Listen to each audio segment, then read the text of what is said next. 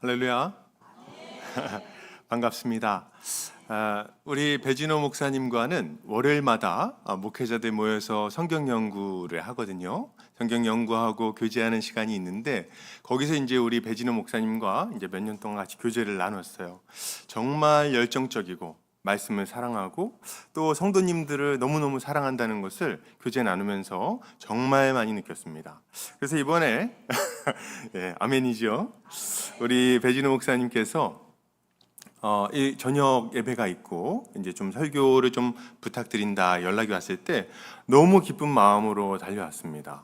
우리 성도님들 얼굴을 뵙고 함께 은혜를 나누고 싶은 마음으로 달려왔는데 이 시간에 하나님께서 은혜 베풀어 주시기를 간절히 원합니다.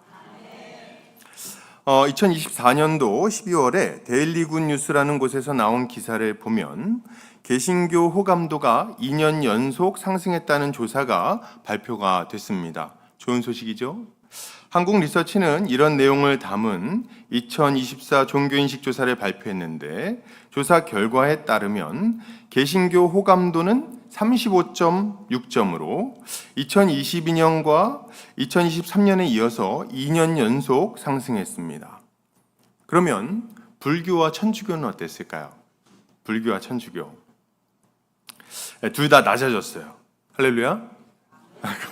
감사하죠. 둘 다 낮아졌습니다. 그런데 불교 호감도는 몇이냐? 기독교 호감도는 올라가지고 35.6점이었는데 불교 호감도는 51.3점.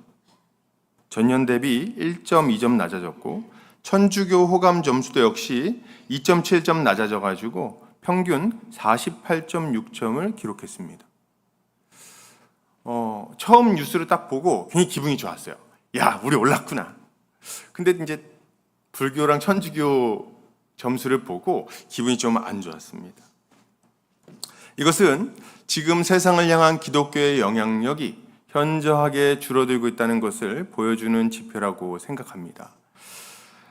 그리고 이런 통계는 교회의 숫자가 줄어가고 젊은 층이 교회에서 점차 떠나가는 것을 통해서 좀 드러나고 있지 않은가 이런 생각을 해봅니다. 참 안타까운 일이죠. 그럼 이런 시점에 우리가 해야 될 일은 무엇일까요? 우리가 해야 될 일은 굉장히 분명합니다. 교회를 성경적 교회, 건강한 교회로 세워나가야 되겠습니다. 교회가 건강해지고 교회 안에 하나님이 주시는 그 복이 충만해지고 그 기쁨과 즐거움이 넘쳐난다면 그럼 자연스럽게 교회는 힘을 얻게 될 것이고 더 많은 사람들이 주님께로 나오게 될 거예요. 왜 전도가 잘 안 될까요? 잘 된다고 믿습니다. 그러나 이제 왜 안 되는 것처럼 느껴질까요?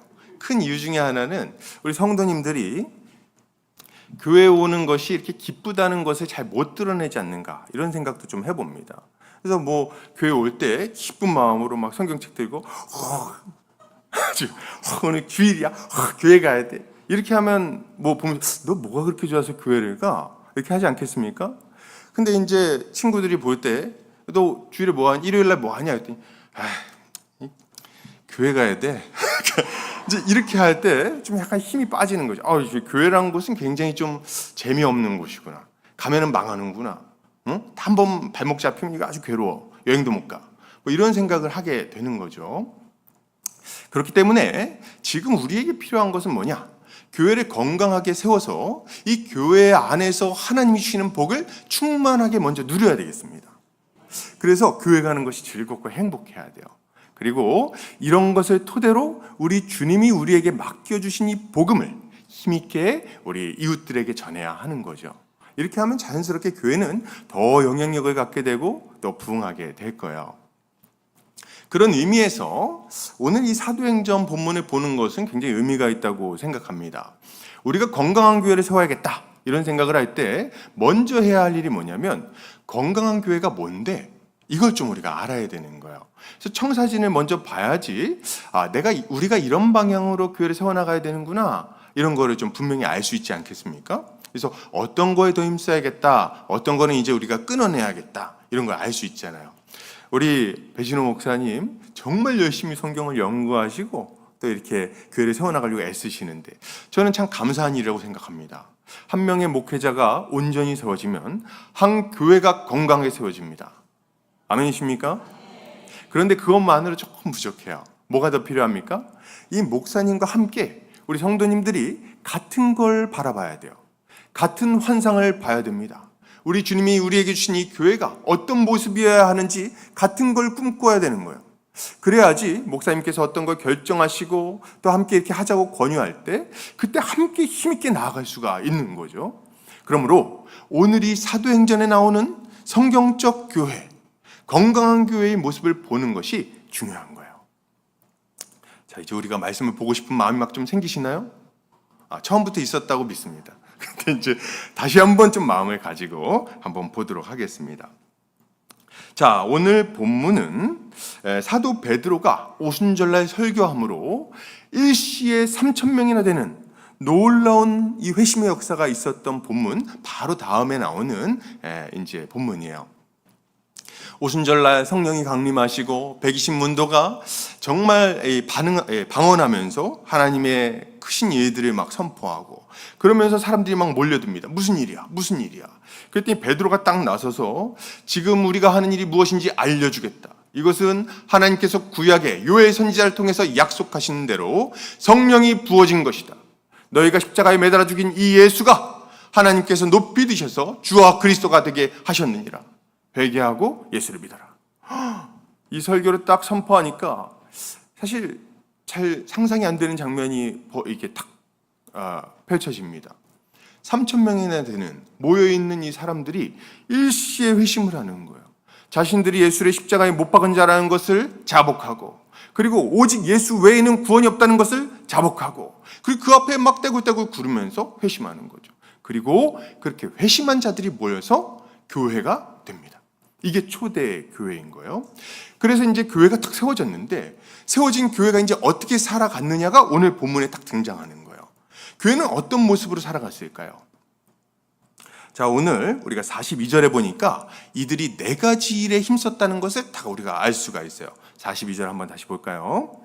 그들이 사도의 가르침을 받아 서로 교제하고 떡을 떼며 오로지 기도하기를 힘쓰니라. 아멘. 4가지 일 뭡니까? 사도의 가르침을 받고 교제하고 그리고 떡을 떼고 그리고 기도하기를 힘썼다. 이 4가지를 힘썼다. 이렇게 얘기를 하고 있는 거예요. 그러니까 우리가 힘써야 되는 일은 뭡니까? 이 4가지죠. 사도의 가르침을 받고 교제하고 떡을 떼고 그리고 기도에 전혀 힘쓰는 것. 이 4가지가 우리가 해야 될 일들인 거예요. 가장 먼저 한 일은 사도의 가르침을 받는 일이었습니다. 여러분, 우리가 사도의 가르침을 받는 것이 이후에 나타나는 3가지 일의 기초라는 걸 알아야 돼요. 하나님의 말씀을 배우는 것, 말씀을 듣고 그 말씀대로 순종하고자 애쓰는 것, 이것이 교회적 삶의 가장 중요한 기초가 됩니다. 이들은 하나님의 말씀에 귀를 기울이고 그 말씀대로 자신들의 삶을 바꿔나가고자 애쓰기 시작했어요.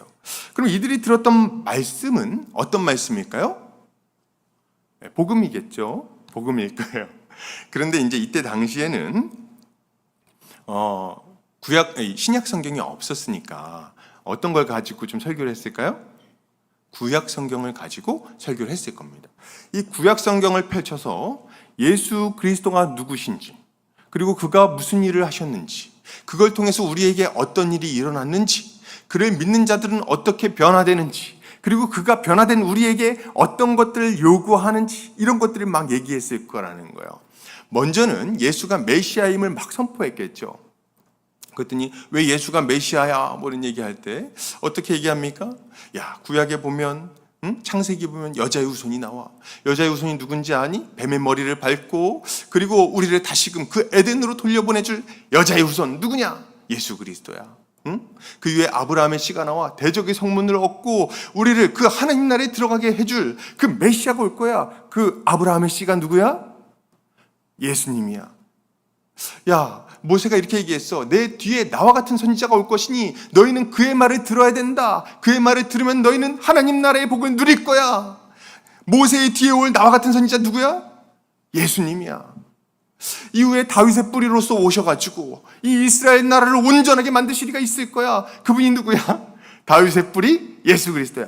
교회에서 뭐 질문하면은 답변이 셋 중에 하나예요. 하나님, 예수님, 성령님. 그 중에서 많은 비율은 예수님입니다. 그러니까 이제 질문을 막 이게 누구야? 누굽니까? 예수님. 이걸 얘기를 계속 하는 거예요. 근데 예수는 십자가에 죽었잖아. 죽었는데 왜 그가 메시아라고 하는 거야? 이런 질문이 막 있잖아요. 야, 내가 알려줄게. 너네 들어봐. 예수가 십자가에 죽은 이유가 있어. 그가 죽으신 이유가 뭐냐? 구약에 다 얘기하고 있어. 보면은 처음에 아담과 하와가 범죄했을 때 하나님 뭐 입혀주셨어? 가죽옷을 입혀주셨지. 이게 뭘 보여줘? 한 생명이 죽어야만 죄로 말미암은 수치가 가려진다는 것을 보여주는 거야. 그죠? 그럼 이삭이 이제 막 모리아산에서 죽어갈 때 그때 이 모리아산에서 죽는 이 이삭 대신에 죽은 이 순양은 뭘 보여줍니까? 죄인인 우리를 대신하여 죽으신 예수 그리스도를 보여주는 거야. 야, 유월절에 다 죽는데 이스라엘 백성들이 살았어. 어떻게 살았어? 유월절 어린 양을 잡아서 그 피를 발랐으니까 산 거 아니야. 이 유월절 어린 양이 예표하는 게 있어. 그게 뭐야? 그게 뭡니까? 예수 그리스도.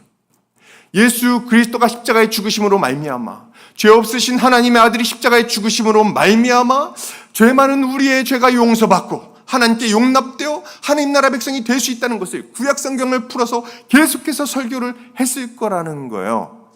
할렐루야. 멋지지 않습니까? 이 얘기를 막 한 거예요. 그리고 이제 사도들은 어떤 자들이에요? 예수님 공생애를 옆에서 다 지켜본 자들이잖아요. 그러니까 이제 예수님 얘기도 막 하는 거죠. 야, 예수님이 어떤 일을 했는지 알아? 야, 눈먼 자를 눈에 띄워주시고 걷지 못한 자 걷게 하시고 나병 자를 온전하게 만들어주시고 죽은 자를 살리셨어. 걸어사에서 군대 귀신 들린 자 꼼짝도 못하더라고. 나가! 그러니까 나가버렸어. 이런 얘기를 막 알려준 거죠. 그리고 십자가에 죽으신 예수 그리스도는 3일 만에 부활하셨다. 우리가 다 이 일의 증인이다. 다 봤어. 내가 눈으로 봤어. 만져봤다고. 떡도 먹고 물고기도 먹고 다 했어. 이제 이런 얘기를 하는 거죠. 이런 이야기들을 들을 때 이제 이들이 은혜를 받고 그리고 주님 뜻대로 살고자 마음을 먹게 되는 거예요. 여러분 이걸 딱 보면 교회가 해야 될 일이 뭡니까? 뭐예요? 하나님의 말씀을 들어야 되는 거죠. 우리가 힘써야 되는 일이 똑같은 거예요. 예수님 얘기 들어야 되겠어요.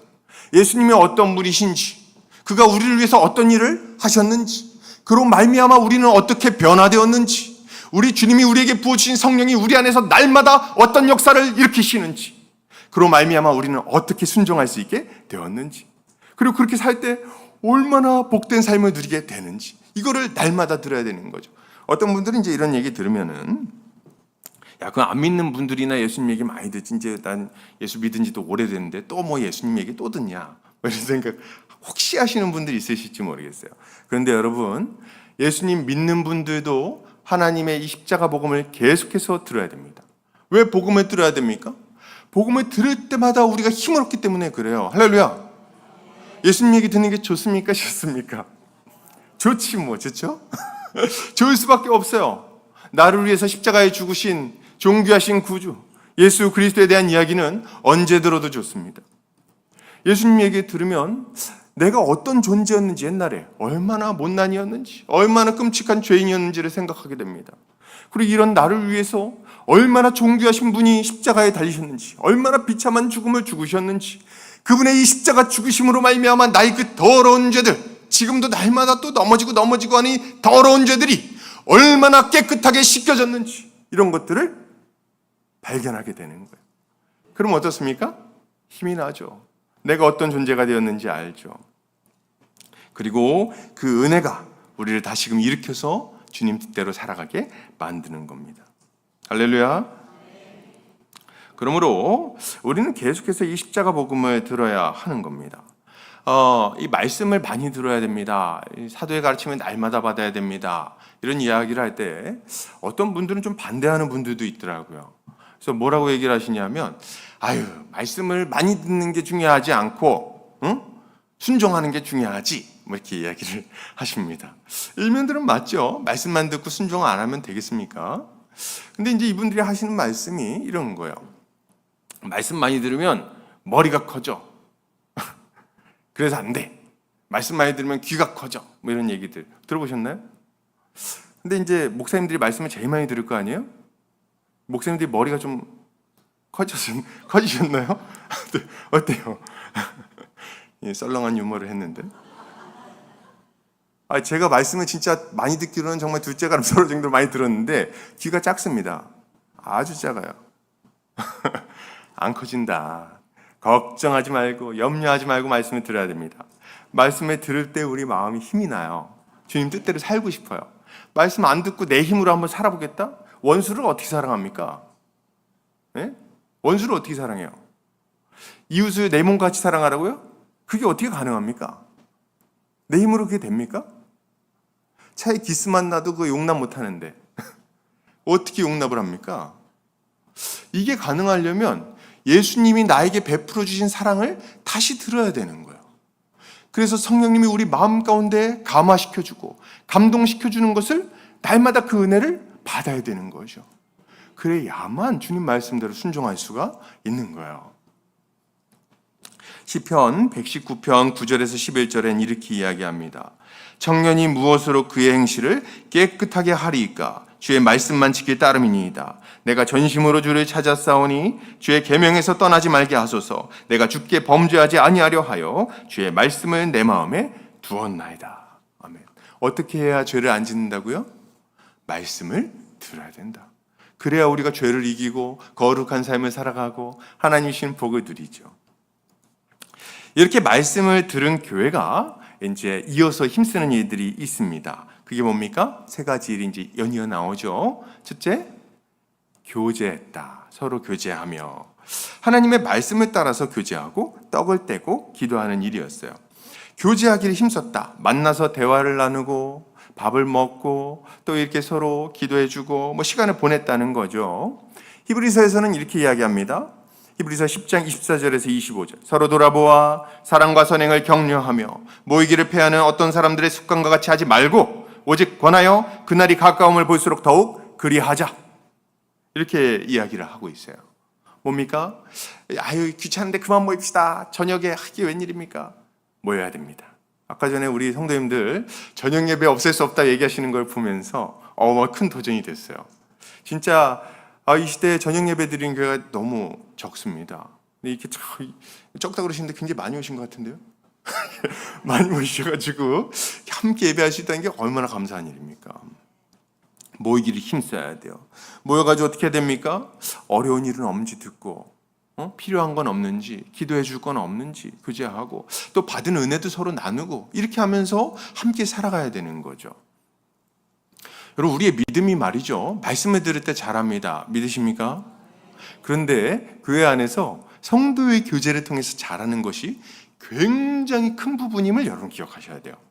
우리 여러 성도님들이 많이 아시다시피 교제권이라는 말을 쓰지 않습니까? 교제권이 있다, 교제권이 좀 작다 이런 얘기들을 많이 하는데 성도의 교제가 굉장히 중요한 거예요.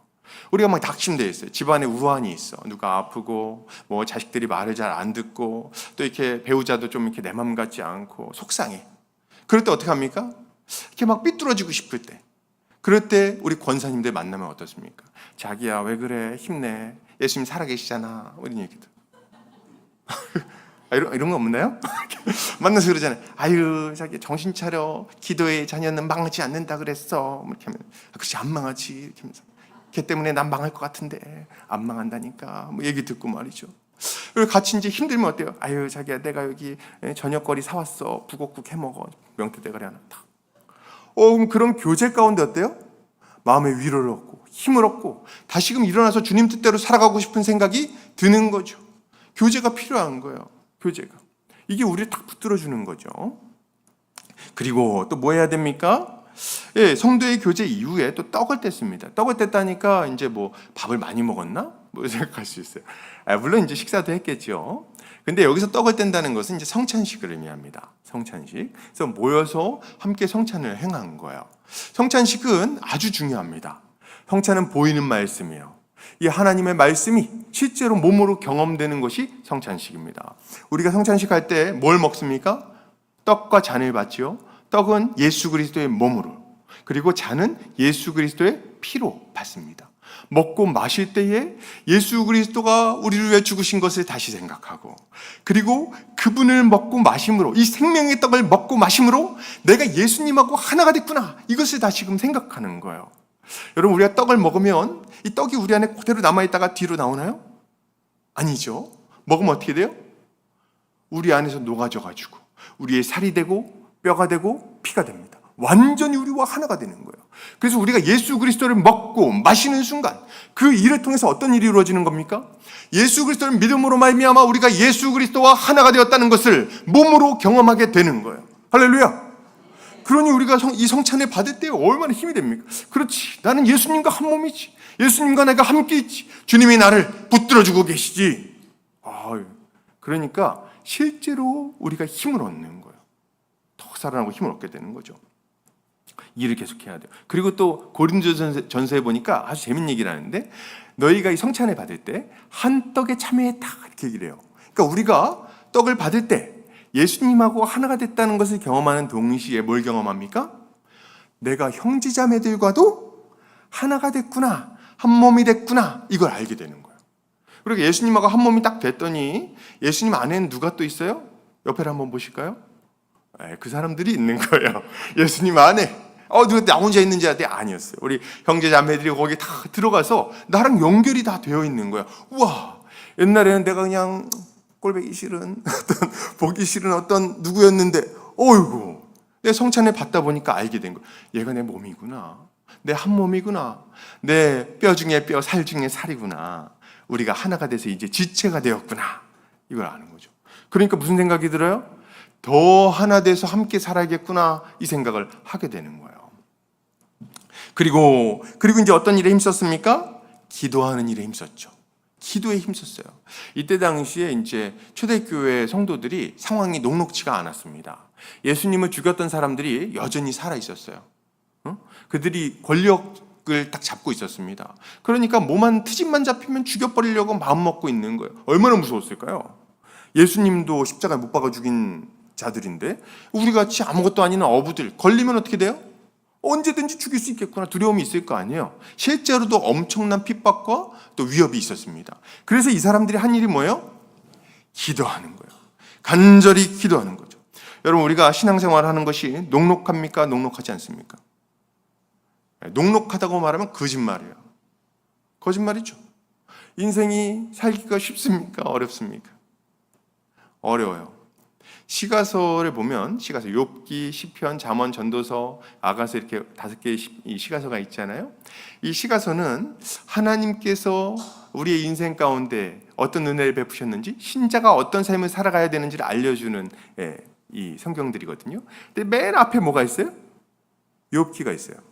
왜 욥기가 있을까요? 욥기의 주제가 뭐예요? 고난. 여러분, 신자의 일생이 쉽지가 않아요.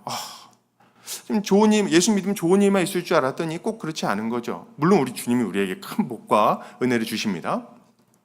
근데 살다 보면 막 아파요. 나이 들어도 쌩쌩할 줄 알았는데 자꾸 몸이 삐끄덕 합니다. 그리고 내가 사랑하는 사람들도 내 마음 같지 않고 또 여러 가지 우왕거리들이 찾아오고 말이죠. 고난이 있어요. 이 고난이 우리에게 찾아올 때, 내적인 환난이 있고 외적인 핍박이 있을 때에 우리가 이걸 어떻게 이겨내는 거죠? 신자는 어떻게 믿음을 지키고 예수님의 뒤를 따라갈 수 있는 겁니까? 어떻게 해야 가능한 겁니까? 정답은 기도입니다. 기도 외에는 다른 방법이 없는 거예요. 그래서 우리가 어려운 일 당하면 맨날 뭐 합니까? 교회 예배당 와가지고 이제 뒤에 앉아가지고 아버지 죽겠습니다. 살려주세요. 불쌍히 여겨주세요. 맨날 기도하는 거 아닙니까? 우리 왜 금요일 날 모이는 거예요? 부르짖을 게 많아요. 재정적으로도 압박이 있고 이제 대출금 갚아야 되는데 뭐가 자꾸 사업이 자꾸 이게 어그러져. 그리고 이제 자꾸 자녀들도 자꾸 힘들어. 뭐가 우리 일이 잘 안 풀려. 하나님의 은혜를 구할 수밖에 없는 거죠. 안 믿는 부인, 안 믿는 남편은 왜 이렇게 핍박을 합니까? 교회 좀 그만 다녀! 이런 소리나 하고 말이죠. 그렇게 할 때 아버지 살려주세요. 좀 불쌍히 여겨주세요. 우리 가정을 돌봐주세요. 하나님의 은혜가 아니고서는 안 됩니다. 저 인간 안 바뀔 것 같아요. 이 상황은 안 바뀔 것 같아요. 해결할 수가 없어요. 제 힘으로 안 됩니다. 해봤는데 안 됩니다. 그러니까 아버지 도와주세요. 기도하는 거죠. 이렇게 기도할 때 어떤 일이 일어납니까? 하나님의 그 초월적인 능력이 우리의 인생 가운데 개입하기 시작하십니다. 할렐루야. 그래서 우리가 살아갈 힘을 얻는 거예요. 근데 재밌는 건 뭐냐면 딱 기도를 막 하잖아요. 그러면은 문제를 그냥 일시에 탁 없애주시면 진짜 좋을 텐데 그런 순서대로 하지는 않으십니다. 어떻게 하냐면 기도를 막 하잖아요. 그러면은 우리의 마음을 일단 평안하게 해주십니다. 우리의 근심과 환란이 싹 잠잠해지게, 우리 안에 그 폭풍우처럼 풍랑이는 바다 같은 우리의 마음을 평온하게 먼저 만들어주세요. 그래서 하나님을 딱 믿음으로, 사실 일 자체보다도 근심하면서 괴로운 게 더 크거든요. 근데 그 근심이 탁 사라지는 거예요. 그러면서 내가 지금 있는 것은 괴롭지만 그러나 하나님 나라 이러면서 막 기뻐하는 거죠. 먼저 기뻐해요. 그리고 이후에 하나님께서 역사하신 것을 목격하게 됩니다. 이게 이제 우리가 기도할 때 이러한 일이에요. 그러니까 우리 두세 사람이 내 이름으로 모인 곳에 나도 그들 중에 있다. 내 이름으로 무엇이든지 구하면 내가 응답하리라 우리 주님 약속하셨지요. 그러니까 기도하는 거예요. 이렇게 네 가지 일에 힘썼다. 오늘 본문에 보니까 이들이 네 가지 일에 힘쓰니라 이렇게 돼 있죠. 42절에 힘쓰니라. 여기서 힘쓰니라 라는 단어는 프로스카르테레오라는 단어입니다. 이게 어떤 단어냐면 머무르다, 어떤 일에 열중하다, 어떤 일을 굳게 계속하다, 견디다, 버티다 이런 의미의 단어예요. 재밌죠?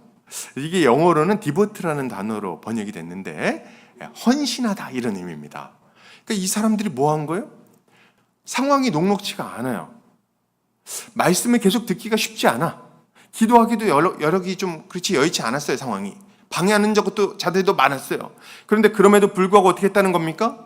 굳게 버티고 서서 이 일을 계속 힘썼다. 이 얘기를 하고 있는 거예요. 할렐루야. 그러니까 우리 사랑하는 성도님들, 우리가 해야 될 일이 이런 겁니다. 우리가 주님 말씀대로 교회를 세워가려고 다 하잖아요. 여러분, 제가 장담할 수 있어요. 어려움이 있을 겁니다. 방해가 있을 거예요. 왜요?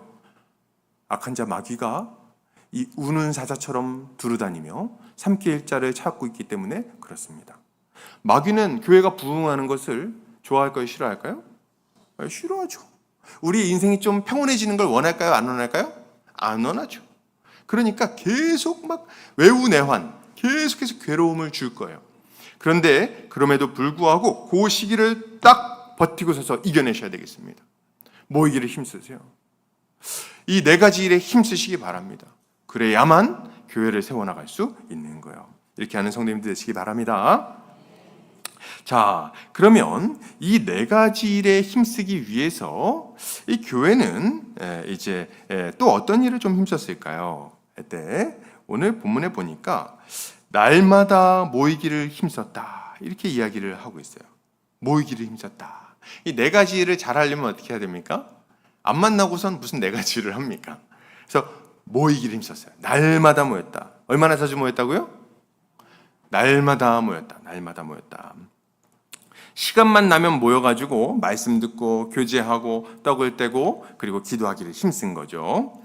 근데 뭐 이런 얘기를 하다 보면은 우리 이제 이런 생각하실 수 있어요. 아유, 옛날 사람들이야 뭐 시간이 많으니까 응? 모여가지고 이렇게 샤부작 했겠지 뭐. 지금 시대가 어떤 시대인데 이렇게 바쁜데 응? 어떻게 이렇게 모여? 뭐 이런 생각할 수 있지 않습니까? 근데 여러분 그렇지 않아요. 이 초대교회 당시에도 상황이 녹록지 않았습니다. 대부분의 성도들이 부두노동자, 노예, 하층민, 시장에서 일하는 분들 이런 분들이었어요. 그러니까 이 사람들이 모이려면 어떻게 해야 돼요? 하루 종일 고생하는 거예요. 막 그냥 집 날르고 그냥 욕먹고 채찍질 맞고 주인 뒤치다거리 하고 하루 종일 했습니다. 그러다가 저녁 때 눈을 반짝반짝거리면서 지친 몸을 이끌고 모이고 있는 거예요. 자, 제가 하고 싶은 얘기는 뭡니까? 그럼에도 불구하고 이들은 모이기를 힘썼다는 거예요. 왜요? 왜 모이기를 힘썼을까요? 두 가지 정도로 좀 얘기를 드릴 수 있는데 첫 번째는 그냥 모이는 게 좋아서 모이기를 힘쓴 겁니다. 그 두 번째는 모였을 때 하나님 나라의 복을 누릴 수 있으니까 또 모인 거예요. 뭐 연결이 되겠죠. 여러분, 예수 믿는 사람들이 굉장히 중요한 특징이 하나 있습니다. 그게 뭘까요?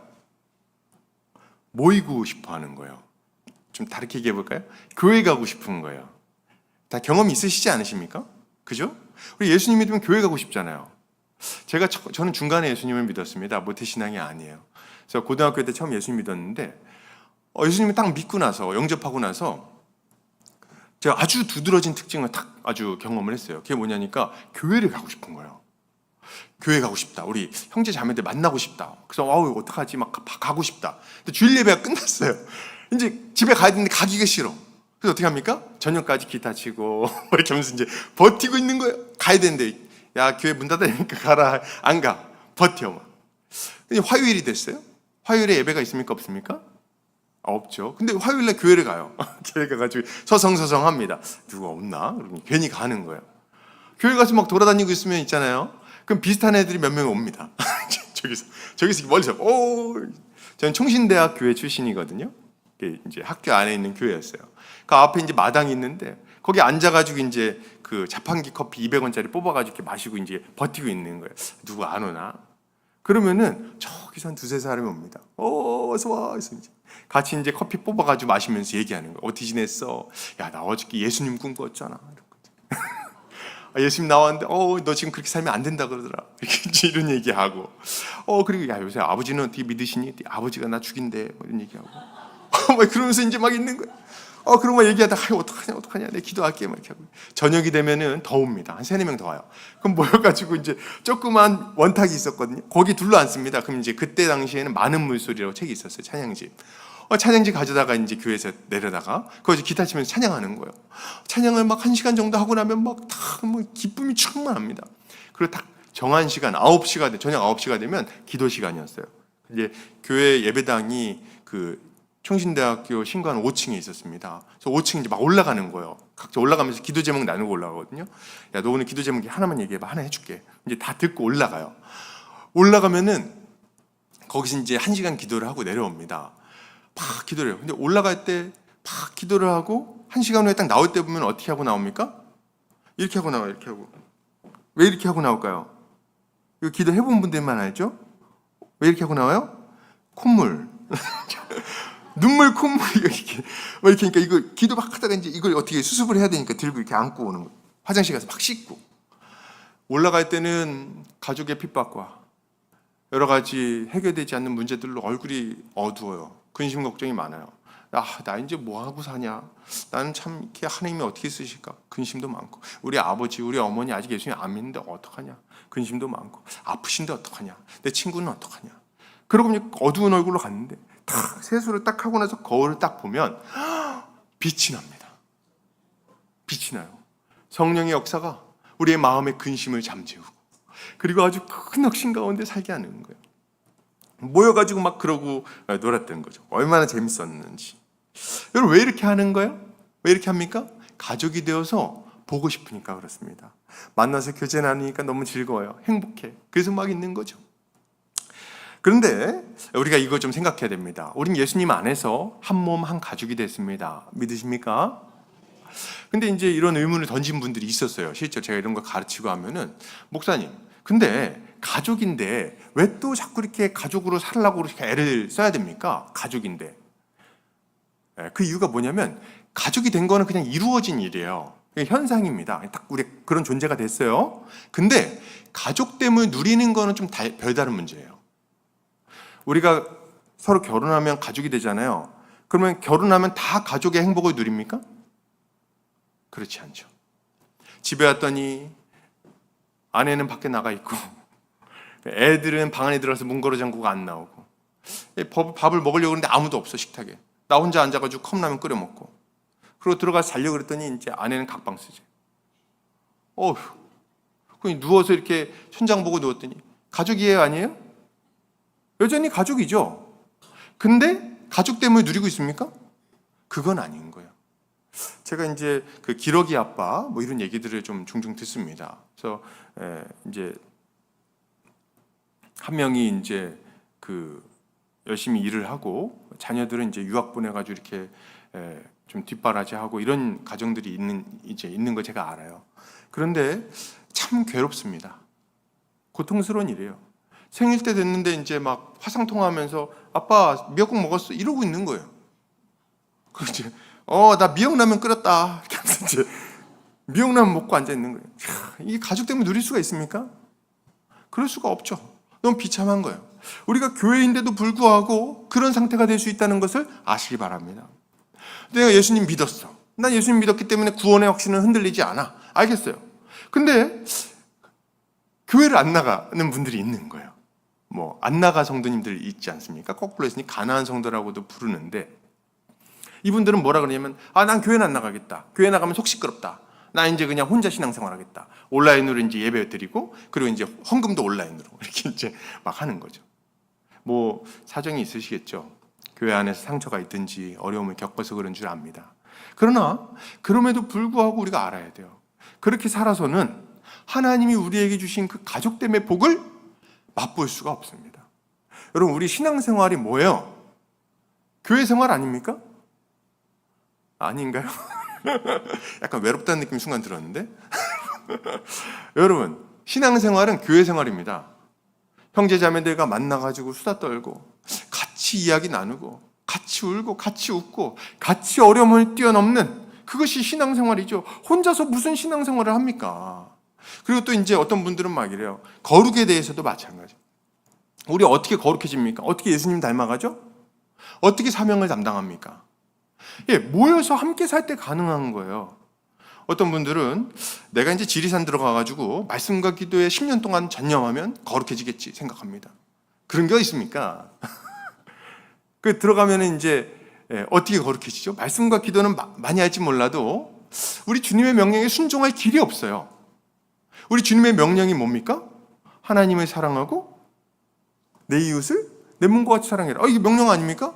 그럼 지리산에서 누구를 사랑할 거예요? 누구랑 사랑하고 교제를 할 거예요? 다람쥐? 다람쥐랑 막 말합니까? 내가 너를 사랑한다. 이렇게 할 거예요? 얼마나 이상한 일입니까? 우리는 어디 있어야 돼요? 교회 안에 있어야 되는 거예요. 교회, 용서하라 그러셨잖아요.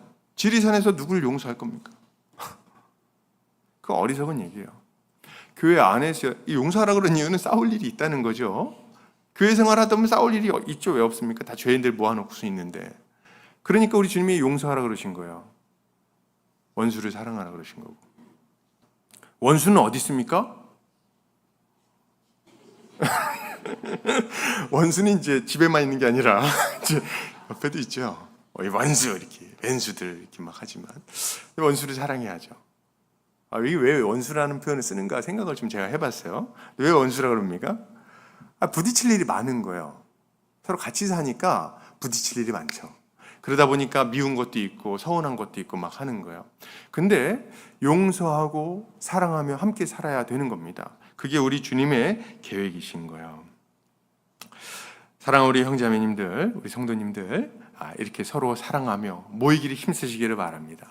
이게 우리 주님이 교회를 세워나가는 방식인 거예요. 자, 그런데 이렇게 할 때 자연스럽게 또 이루어진 일이 있습니다. 그게 뭘까? 이게 마지막으로 보는 건데요. 그게 뭡니까? 모든 물건을 서로 통용하는 일이 이루어집니다. 할렐루야. 이제 이거 이제 얘기하려고 그러면 사실 저도 청년 때 말씀 많이 들었는데, 이제 교회는 서로 유무상통했다. 그래서 물건을 나눴다. 이제 이런 얘기 들으면은 항상 하시는 말씀이 있었어요. 목사님들이. 뭐냐면, 이때는 이랬는데 지금은 안 된다. 이런 얘기를 항상 많이 하셨어요. 그래서 저는 좀 의문이었어요. 왜 안 된다 그러지? 그때 성경이랑 지금은 좀 다른가? 이런 생각들.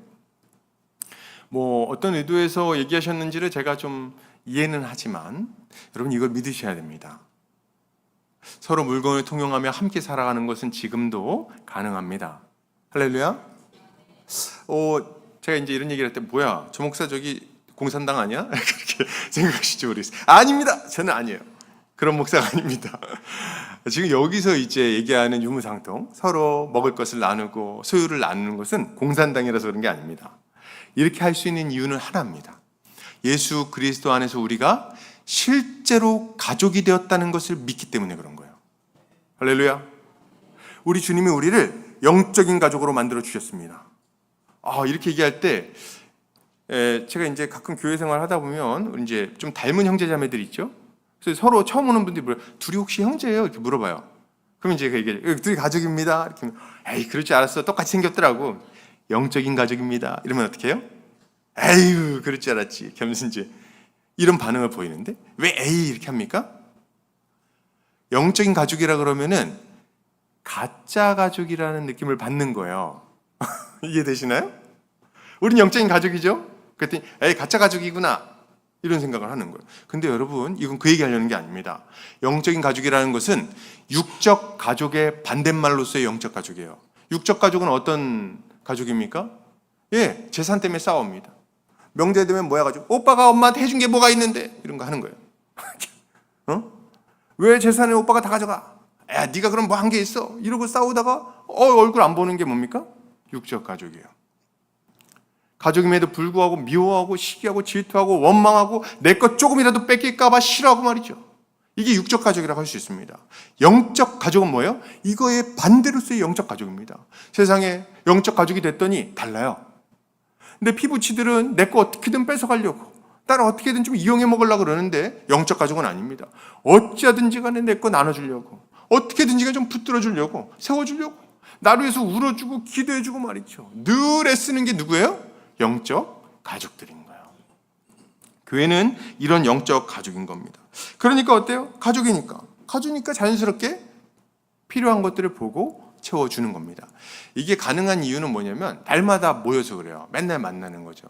옛날 그 마을 단위로 이렇게 신앙을 이렇게 살아갈 때 저는 이제 어렸을 때는 교회를 안 다니긴 했는데요. 근데 옛날 마을 공동체가 약간 그런 분위기가 있었던 것 같아요. 옆집에 숟가락 개수 몇 개인지도 다 알잖아요. 무슨 우한인지 다 압니다. 모르는 게 없어요. 그래서 제가 아직도 기억에 남는 게 집에서 이렇게 부침개를 부쳐 먹고 있는데 아저씨들이 막 들어왔어요. 문을 열고 갑자기 막 들어왔어요. 그러면서 뭐라 그러십니까? 어디 좋은 냄새 나네 이러고 들어오시는 거예요. 우리 집인데 막 들어오십니다.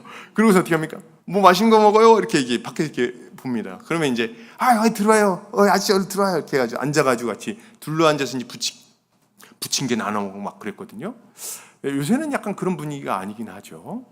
근데 이제 예전에는 막 그랬어요. 길 가는 어르신들 다 인사했습니다. 동네 사람들 다 인사했어요. 누구 집 아들인지 몇째인지 다 알아요. 성적이 좋은지 나쁜지도 다 압니다.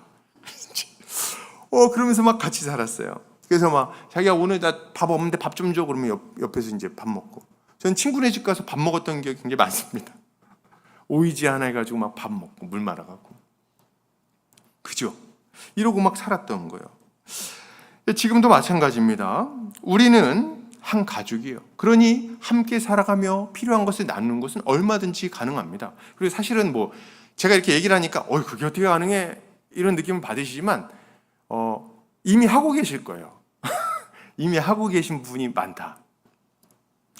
그래서 제가 이제 이런 거 어디서 좀 많이 볼 수 있나 생각했더니 1차적으로는 그 수련회 같은 데 가면은 금방 알 수가 있습니다. 수련회를 제가 많이 다니는데요. 청년들이랑 같이 수련회도 많이 갔어요. 가면은 헤어드라이기 있잖아요. 모두가 헤어드라이기를 가져오는 게 아니에요. 한 사람만 가져옵니다. 그럼 나머지 청년들은 어떻게 합니까? 그냥 가요. 그냥 가. 몇 명은 헤어드리게 꼼꼼한 애들 화장품까지 다 챙깁니다. 몇 명은 그냥 가서 수건 하나 딱 들고 가가지고 다 빌렸으니 드라이기 막 5명이 6명이 막 써요. 왜요? 같이 사니까. 초대교회 때 이제 이런 것들이 가능했던 거죠. 우리가 영적 가족이니까 함께 나누며 사는 것이 가능했던 겁니다. 우리가 가족인 거 믿으십니까? 그러면 자연스럽게 서로의 필요를 채우는 거예요. 사유재산 제도를 부정하는 게 아니죠. 필요한 것들을 그냥 자발적으로 나눠주는 겁니다. 우리 이런 거 생각해 볼 때 좀 이런 게 좀 생각해 보면 탁 와닿으실까요? 집에서 아버지가 냉장고를 샀어요. 탁. 그러면 이제 어떻게 합니까? 온 가족이 같이 정수기에 물을 먹는 거죠. 냉장고 쓰려고 딱 갔더니 아버지가 얘기해. 어허이, 이거 내 냉장고야. 내가 샀어. 건드리지 마. 이러면 어떻게 됩니까? 난리 나는 거죠. 그렇게 안 하지 않습니까? 이렇게 이 아버지들이 이제 월급을 다 가지고 이제 집에 오면은 자식들이 기뻐합니다. 왜 기뻐해요? 자기들이 돈 번 것도 아닌데? 왜 기뻐합니까? 아빠가 돈 벌면 치킨이 생긴다는 걸 아는 거예요. 그러니까 같이 기뻐하는 거죠. 우리는 교회는 부유한 자나 가난한 자나 서로 시기하고 질투할 필요가 없습니다. 왜요? 한 가족이니까. 함께 살아가니까.